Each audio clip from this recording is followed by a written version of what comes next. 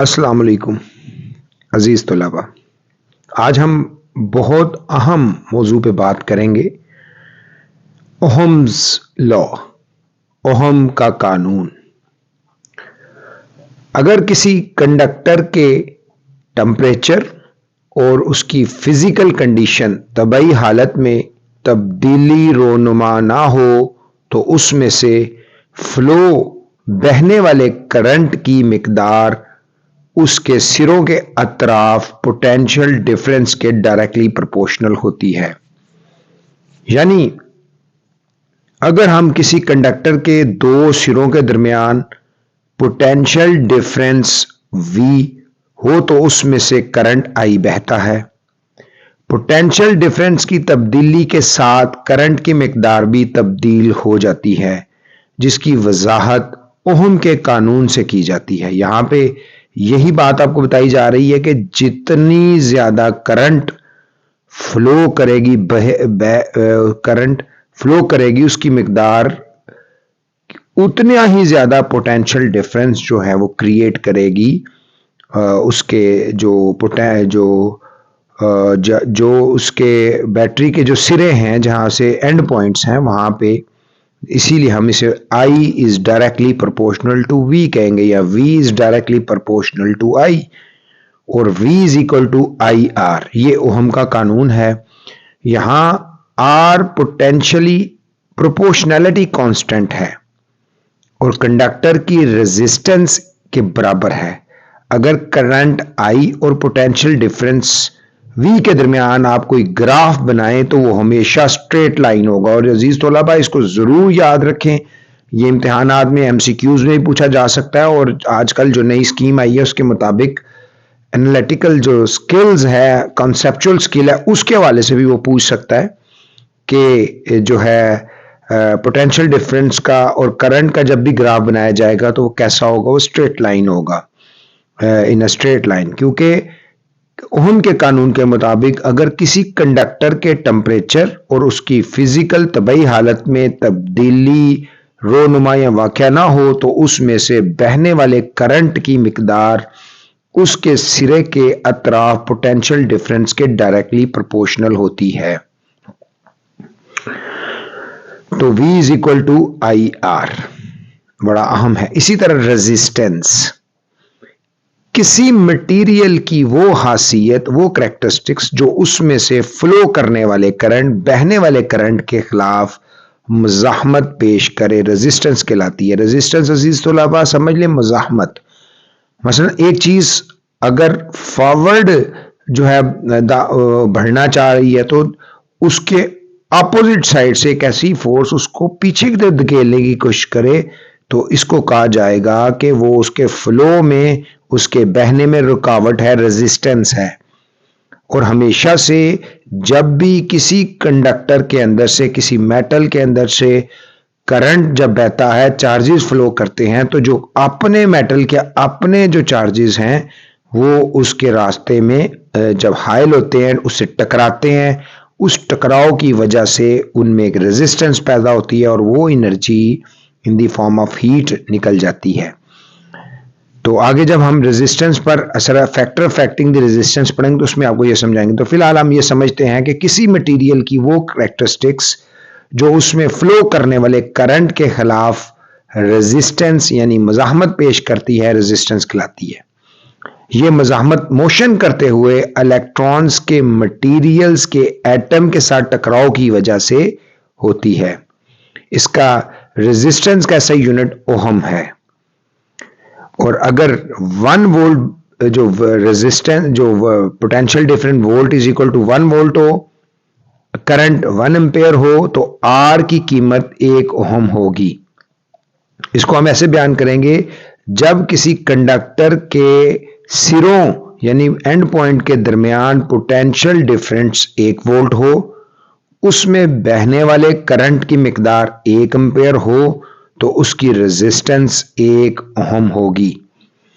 आपके नॉलेज के लिए, रेजिस्टेंस में से बहने वाले करंट की पैमाइश के लिए एमीटर को हमेशा रेजिस्टेंस के साथ सीरीज तरीके से जोड़ा जाता है।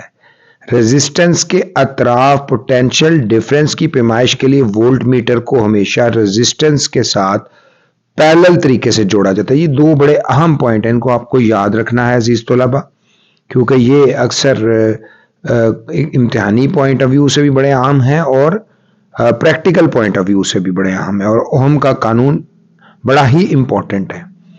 तो आगे हम पढ़ेंगे जी characteristics of ohmic and non ohmic conductors, ohmic और नॉन ओहमिक कंडक्टर्स की खसूसियात। ओहम का कानून सिर्फ स्पेसिफिक यानी मखसूस मटेरियल्स के लिए दुरुस्त है। ऐसे मटेरियल्स जो ओहम के कानून की तस्दीक करते हैं और वोल्टेज की वसी हदूद के लिए उनकी रेजिस्टेंस कांस्टेंट होती है, ओहमिक मटेरियल कहलाते हैं। जबकि ऐसे मटेरियल्स जिनकी रेजिस्टेंस वोल्टेज या करंट के साथ तब्दील हो जाती है, नॉन ओहमिक मटेरियल्स कहलाते हैं। ओहमिक कंडक्टर्स के लिए करंट और वोल्टेज के दरमियान ताल्लुक वोल्टेज की एक वसी हद के लिए कुल लीनियर होते हैं, स्ट्रेट लाइन होता है। हत मुस्तकीम ग्राफ से वाज़िया है कि वोल्टेज और करंट के दरमियान जो निस्बत कांस्टेंट रहती है, यानी कि कांस्टेंट रहती है, चेंज नहीं होती, इससे ओहम के कानून की तस्दीक हो जाती है।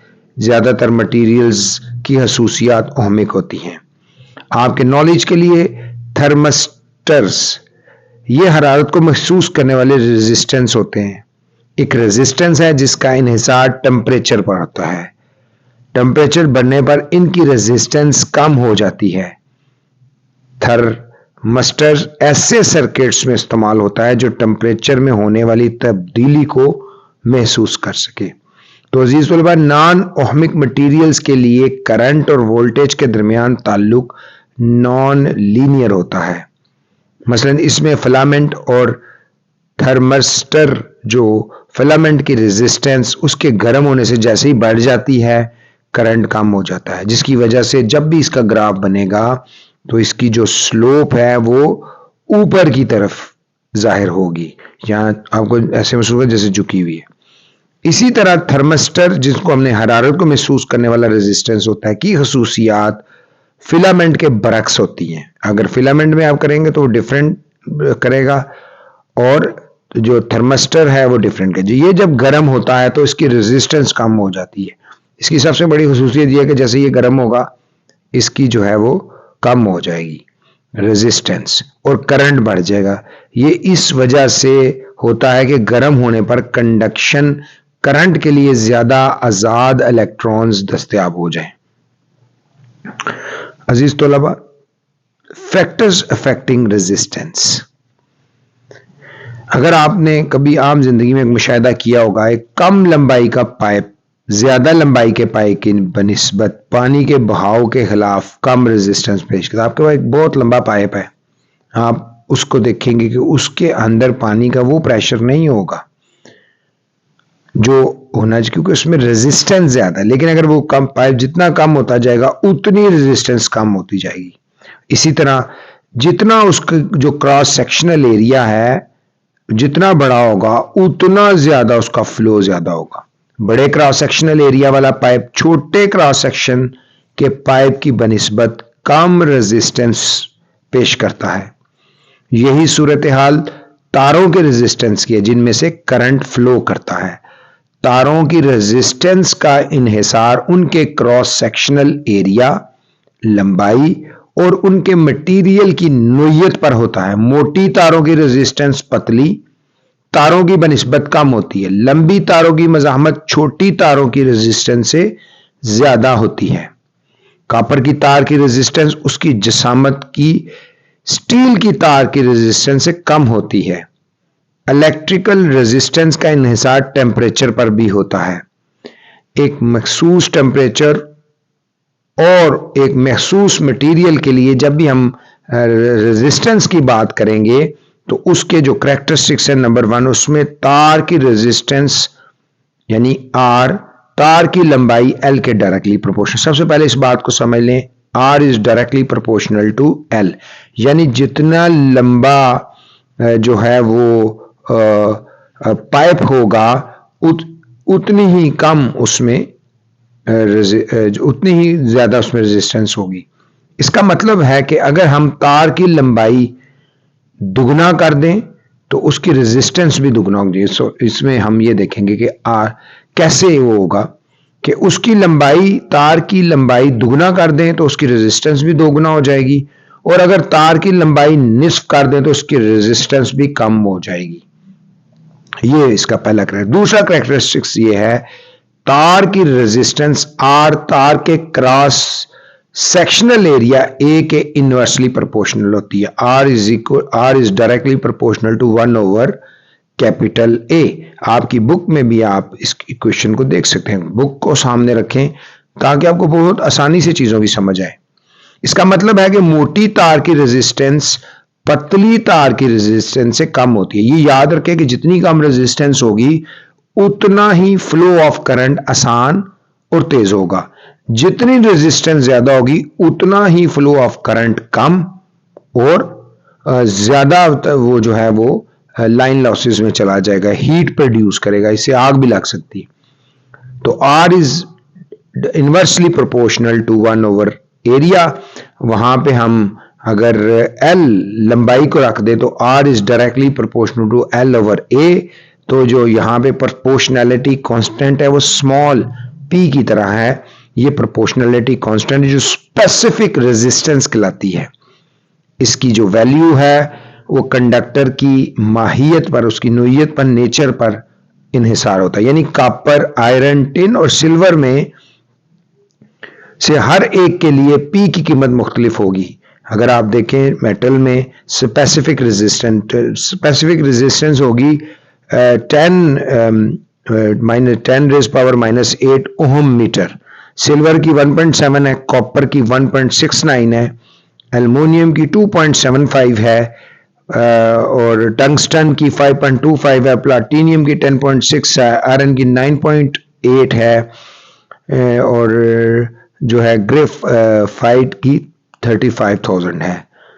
तो अजीज तलबा, अगर आप इस जो इक्वेशन है R is equal to small p L/A को करें तो इसमें लेंथ 1 मीटर के बराबर कर दें और एम्पेयर 1 मीटर स्क्वायर कर, area of cross section 1 metre square कर दें, और जो P है स्मॉल p इसको R यानी 1 मीटर क्यूबिक मटेरियल की रेजिस्टेंस उसकी स्पेसिफिक रेजिस्टेंस के बराबर होती है। स्पेसिफिक रेजिस्टेंस P का यूनिट ओहम मीटर है, ये आपको याद होना चाहिए, ओहम मीटर। आपके लिए एक अहम मालूमात कि हीरे में से करंट का बहाव नहीं होता, फ्लो ऑफ करंट नहीं होती, क्योंकि इसमें कोई आजाद इलेक्ट्रॉन्स नहीं होते। ताहम ये हरारत का बहुत अच्छा कंडक्टर है, क्योंकि इसके पार्टिकल्स बहुत मजबूती से एक दूसरे के साथ जुड़े होते हैं। जूलर्स हीरे अपने होंठों से मस करके इसके असली या नकली होने की पहचान कर सकते हैं। असली हीरा कॉपर की बनिस्बत हरारत को 4 या 5 गुना ज्यादा कंडक्ट करता है, इसलिए वो बहुत ठंडा महसूस होता है। तो अजीज तलबा, Ohm's law is very important, V is equal to IR। उसके बाद रेजिस्टेंस का भी आपको बिल्कुल पता होना चाहिए। रेजिस्टेंस के बाद हमने ओहमिक और नॉन ओहमिक पढ़े, और उसके बाद factors that effect the resistance. Resistance इसलिए अहम है क्योंकि इसी रेजिस्टेंस की वजह से तारों के अंदर जो फ्लो ऑफ करंट है उसमें रुकावट आती है। तो ये हमारा टॉपिक चलता रहेगा। आगे हम इंशाल्लाह कंडक्टर से पढ़ेंगे, और उम्मीद है कि तलबा अपनी जो टेक्स्ट बुक हैं उनको मद्देनजर रखते हुए जब इसको थारो रीडिंग करते हुए इसको सुनेंगे तो यकीनन उनके जो जहन में कुछ सवालात भी आएंगे, और जो सवालात आएंगे हम उन सवालात का जवाब आपको देंगे। आप अगर अपने जो फीडबैक है उसके ज़रिए से हमें आगाह करें तो हम यकीनन आपके उठाए गए सवालात पर मज़ीद गुफ्तगू को आगे बढ़ाएंगे। तो आपके फ़ायदे के लिए ये सब कुछ है। इसको 1, 2, 3 दफ़ा सुने और उसके बाद अपने सवालात को याद करें। इंशाल्लाह आपको इससे बहुत फ़ायदा होगा। अल्लाह ताला हम सब का हामी और नासिर हो, आफ़ियत बरकत अता फरमाए। बहुत शुक्रिया। अस्सलाम वालेकुम।